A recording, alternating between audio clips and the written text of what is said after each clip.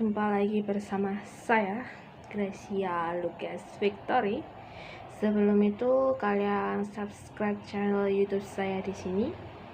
Jangan lupa tekan tombol loncengnya, like, comment, and share ya di video. Contohnya ada di sini nanti. Nah, kali ini aku akan bercerita tentang pengalaman saya.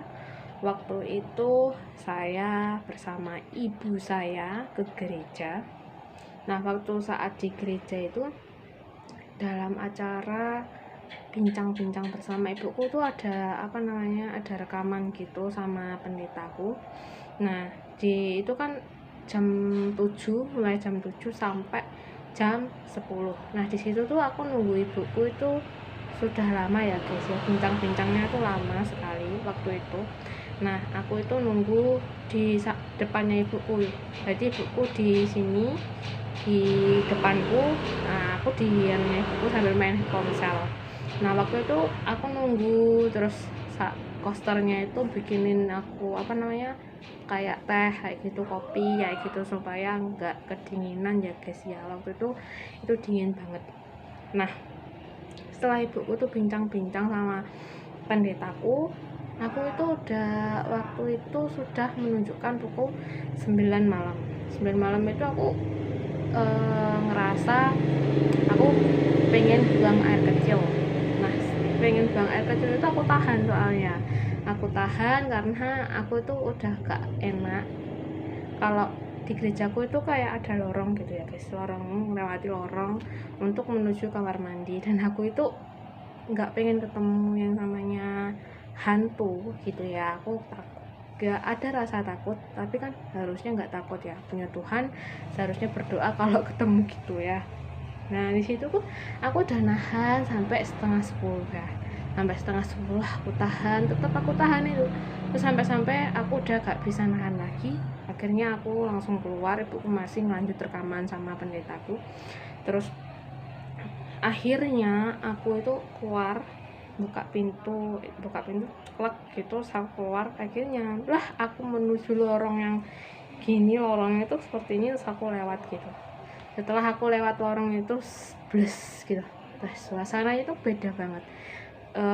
Aku merinding di sini, sini merinding juga waktu aku melewati lorong. Biasanya enggak sama sekali aku merinding gitu, enggak. Nah, waktu itu aku buka pintu kamar mandi, terus aku masuk lah. Di situ tuh setelah aku masuk mau nyiram pakai air itu klosetnya itu aku siram gitu supaya bersih. Nah, ketika aku nyiram ada belakang gitu, tiba-tiba itu kayak ada orang itu lewat, cuman bayangan aja. Jadi posisinya lewat gitu cepet, dan aku lihat belakang lagi nggak ada orang sama sekali.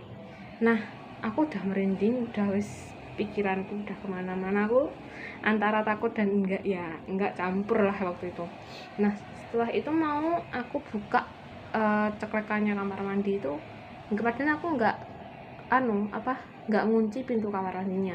Tiba-tiba itu kayak ada yang nahan dari belakang. Nah, dari depan aku buka gak bisa ditahan dari depan. Nah, aku waktu itu kayak gini, kayak kayak batin mau teriak gitu gak bisa karena suaraku kayak ketahan gitu loh. Jadi aku cekut itu gak bisa sama sekali. Dan kamar mandinya kayak rusak gitu loh.